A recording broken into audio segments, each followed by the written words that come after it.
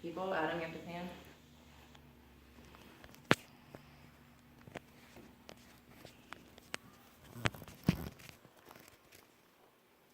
Who here has ever had to call out for pizza after yet another kitchen disaster? I know myself, and I've created many kitchen faux pas in the past. However, in today's culture, honing in on cooking techniques is a must and attainable by most anyone. Being able to prepare culinary cuisines today is easier than ever before. In my own experience, I've been experimenting with classical cuisine for the past decade. I've also worked at a vast array of restaurants that have helped me come up with ideas and inspiration in my own kitchen. Being able to prepare the 5 mother sauces of French cuisine is an attainable skill that will enhance your home dining experience. Today I'm going to inform you of the 5 mother sauces of French cuisine. I'll tell you first of their history. Next, I'll explain ingredients and techniques. Finally, I'll inform you of pairings and tricks that can help you be successful in the kitchen. For now, let's discuss sauce and its history. In the article, What's Cooking America, the word sauce is a French word referring to relish, which is to make our food more appetizing. However, sauce originated way before that, in the Roman times, 200 AD. The Romans used sauce to disguise bad meat. As you can tell, there was a lack of modern refrigeration. In the book, Master the Art of French Cooking, Julia Child is quoted in saying that sauces are the splendor and glory of French cooking. The 5 sauces are bechamel, roulette, espagnole, tomato, and hollandaise.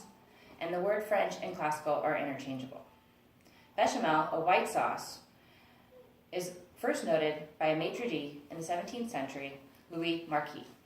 Roulette, a bone stock-based sauce, is the thinnest of all of them, and originated in French in 1651 by a cook named Laval.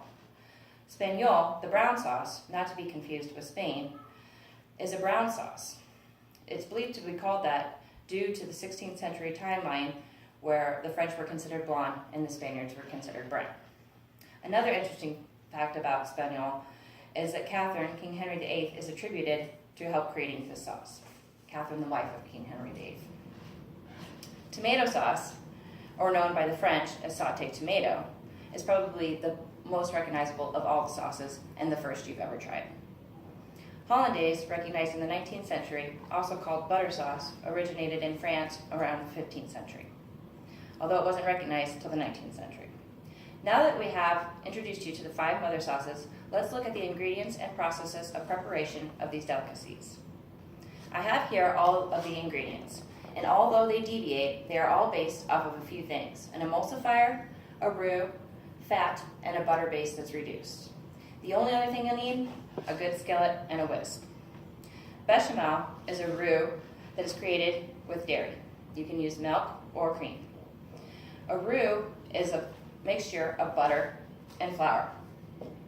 To start your roux, you'll melt the butter in your skillet until it's completely dissolved.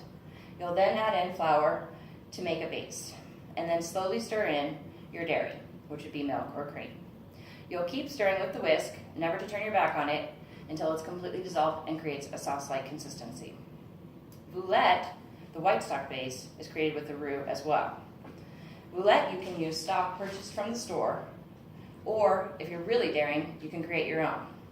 The easiest way to make stock is to boil bones or fat from animals in water. Espagnole, similar to roulette, is the brown version, except it is created with veal or beef bones or fat. If you add red wine to espagnole, you'll create a demi-glace, once reduced in half. Tomato has 2 versions that are accepted by the French. You can add a roux and create with boiled tomatoes, or you can start with oil in a skillet and saute them in it until they reduce. Hollandaise, the mother-in-law and the trickiest of all the sauces, requires a few more steps. Although it was the last to be added, it certainly has become one of the favorites in America. Now that we have a basic understanding in the construction of the mother sauces, let's consider some tips to help us prepare them successfully. Bechamel is best known in America for mac and cheese and Alfredo. Once you've created your bechamel, all you will need to do is add cheese. This changes the bechamel into a mornay. Be careful to not have too hot of a skillet, for when you add cheese to a bechamel, it can easily separate. Roulette and espagnole are very similar in sauces.